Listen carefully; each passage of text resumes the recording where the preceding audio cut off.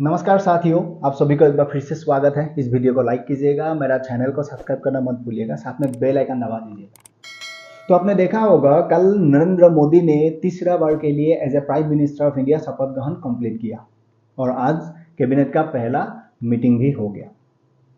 और इस बार मोदी जी का साथ 71 कैबिनेट मिनिस्टर्स ने भी शपथ ग्रहण किया।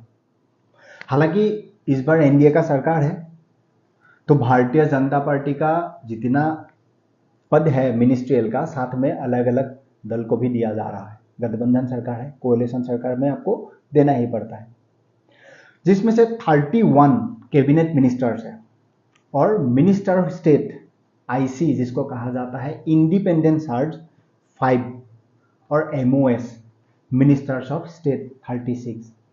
कुल मिला के 72 नंबर्स ऑफ मिनिस्टर्स ने शपथ ग्रहण लिया।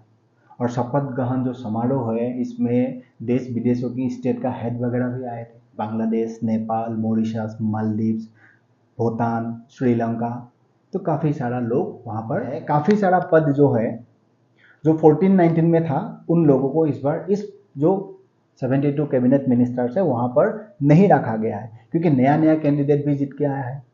लेकिन अभी तक सरकार की तरफ से एक्सेप्ट प्राइम मिनिस्टर, अदर 71 जो मेंबर्स है कैबिनेट मिनिस्टर्स, इनका बारे में अभी तक ये नहीं बोला जा रहा है कि कौन सा व्यक्ति को, कौन सा मिनिस्टर को क्या पद दिया जाएगा।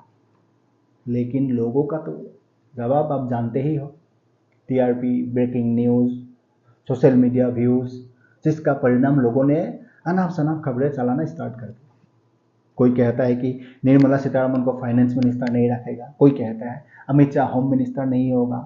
जिसका जो मर्जी सोर्स, क्या सोर्स किसी को नहीं मालूम, लेकिन टीआरपी, ब्रेकिंग न्यूज़, व्यूज़ चलवा दो। अब देखो, इसमें ऐसा है कि जब तक भारत सरकार की तरफ से आपको वो पुष्टिकरण नहीं दिया जाता है कि ये लिस्ट है, हमने इस मिनिस्टर को ये पद दिया है, तब तक तो आप कैलकुलेशन नहीं लगा सकते। हालांकि कभी कभार आप बोल देते हो, वो मैच हो जाता है, बाद में आप वही कहते हो देखो देखो मैंने ये कहा था, हो सकता है। और मैं ये भी नहीं कहता हूँ कि 100% जो है ये जो गलती है। कभी कभार काफ़ी सारा लोग हैं जो भारतीय जनता पार्टी या पीएमओ या काफ़ी सारा बड़े बड़े लोगों का साथ टच है, उनका पास कुछ ना कुछ खबर जरूर आता होगा, अदरवाइज वो ऐसे ही नहीं बोलते हैं। लेकिन काफ़ी सारा लोग ऐसे ही किसी से सुन लिया, किसी ने बोल दिया। सुरेश गोपी को आप जानते हो, भारतीय जनता पार्टी का अकेला कैंडिडेट केरला से जीत के आया, जिन्होंने कल कैबिनेट मिनिस्टर्स का जो शपथ ग्रहण था उसमें से शपथ ग्रहण लिया हुआ एक मिनिस्टर है। लेकिन किसी ने खबर यह चलवा दिया कि सुरेश गोपी जो है ना, वो रिजाइन दे रहा है, कैबिनेट मिनिस्टर में नहीं रहना चाहते। हालांकि बाद में उन्होंने अपना जो एक्स अकाउंट है वहां पर आगे पुष्टिकरण देना पड़ रहा है कि देखिए ये गलत खबर है जो मेरा बारे में चलाया जा रहा है। ये आज का दिन में एक बहुत बड़ा प्रॉब्लम है। देखो, हर कोई सोशल मीडिया में आज का दिन में जुड़ा रहता है, कहीं ना कहीं जुड़ा ही रहता है, या तो digital media, main stream media, खबर तो हर कोई पढ़ता भी है, देखता भी है।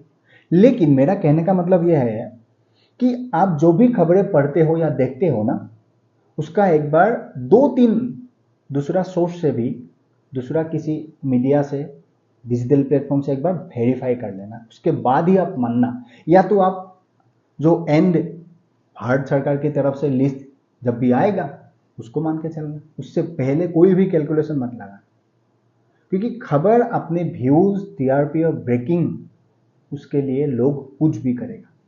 और बीजेपी का आईटी सेल ऐसे ही बहुत ज़्यादा वीक है। अरे आईटी सेल से याद आया, भारतीय जनता पार्टी का IT cell head Amit Malviya, वो बंदा खुद फंसा हुआ है। वेस्ट बंगाल का शांतनु सिन्हा कहा जाता है, ये आरएसएस का मेंबर है।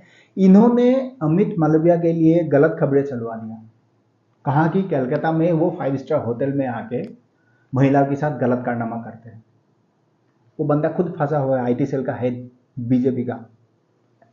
अब उन्होंने कहा कि मैं लीगल नोटिस भेज रहा हूँ, वहां से उसका जवाब देगा। अब ये आगे ही आपको मालूम पड़ेगा क्या सच है, क्या नहीं है। लेकिन हाँ, अगर आप गलती से भी आपने कांग्रेस पार्टी का सोशल मीडिया अकाउंट फॉलो किया, तब तो आपको आगे फंसना बिल्कुल तय है, फंस जाओगे आप। क्योंकि कांग्रेस पार्टी का कोई भी आदमी चौथा कार्यकर्ता हो या राहुल गांधी टाइप का घर का प्राइम मिनिस्टर जो कैंडिडेट है वो हो, ये हेडलाइन पढ़ता है, नीचे डिस्क्रिप्शन में क्या है कभी नहीं पढ़ता ये लोग। तो कांग्रेस पार्टी का खबर देखने से या पढ़ने से पहले साथ में दूसरा किसी पोर्टल से भी वो आप एक बार वेरीफाई जरूर कर लेना। पढ़ना इनको क्या, वो तो विपक्ष में है, चलवाने के लिए कुछ भी चलवा देगा। इसीलिए मुझे लगता है ना, ये 2024 से 2029 तक नरेंद्र मोदी या उनके जो मिनिस्टर्स जो भी होगा, इनको एक अलग से एक प्लान जरूर बनाना पड़ेगा। क्योंकि 2024 लोकसभा चुनाव में बीजेपी का जो सीट रिड्यूस हुआ या एनडीए का जो सीट रिड्यूस हुआ, इसका परिणाम फेक न्यूज, फेक एजेंसी का द्वारा चलाया गया गलत खबरें जो है ना, ये काफी हद तक भारतीय जनता पार्टी का अगेंस्ट में चला गया या एनडीए का अगेंस्ट में चला गया। ये तो क्लियर है, जिसका काउंटर करने के लिए इनका आईटी सेल में जो कहा ये सबसे वीक है। आगे देश में पॉलिटिक्स छोड़ के आकर देश का जो एनवायरमेंट है ये खराब ना हो, क्योंकि कांग्रेस का एक गैंग और विपक्ष और इनका जो फॉरेन फंडिंग वाला जो ये पूरा चेन है ना, ये लगा रहता है। इसको रुकवाने के लिए भारतीय जनता पार्टी का साथ साथ एनडीए जो सरकार है, इन लोगों को भी ऐसा एक प्लान जरूर बनाना पड़ेगा। इट्स लाइक जैसे मोदी के जी कहता है ना कि 1 नेशन 1 इलेक्शन, यूसीसी, ये योजना लाएंगे, वो योजना लाएंगे। साथ में सोशल मीडिया का ऊपर भी काम करना पड़ेगा, वरना आगे दिक्कत है। ऐसे एआई का ज़माना है, ऊपर से पता नहीं कौन किसको क्या दिखा देता है। तो मुझे लगता है कि आने वाला टाइम पर मोदी जी को और उनका जो गवर्नमेंट है एनडीए को, इनको भी सोचना पड़ेगा। खास करके लेफ्ट इकोसिस्टम जो है ना, देखो तुम इसका अगेंस्ट में तुम्हें प्रचार चलाना है बिल्कुल चलाओ, तुम्हें आलोचना करना है बिल्कुल करो, लेकिन उसका वैलिड पॉइंट होना चाहिए। आप बीजेपी को इस बातों में नहीं मानते हो, चलो ठीक है, आप बोल दो कि मैं उनका साथ सहमत नहीं हूं, लेकिन उसके लिए आप बीजेपी का कोई भी एक चीज का गलत एजेंडा उठा के लोगों को आप दिखा दोगी, वो तो गलत हो जाएगा ना, जो 2024 चुनाव में हुआ। तो इसका ऊपर कार्रवाई करना पड़ेगा और इनके लिए पॉलिसी बनाना बहुत जरूरी है। तो देखो आगे क्या होता है, किस टाइप का पॉलिसी लाते हैं या नहीं लाते हैं, फिर तो 2029 के लिए इनको और दिक्कत हो जाएगा। तो वही था मेरा संवाद आज आप तक पहुंचाना। आई होप आपको समझ में आया। मिलते हैं नेक्स्ट वीडियो में, तब तक अब आपका ख्याल रखिएगा और खुश रहिएगा।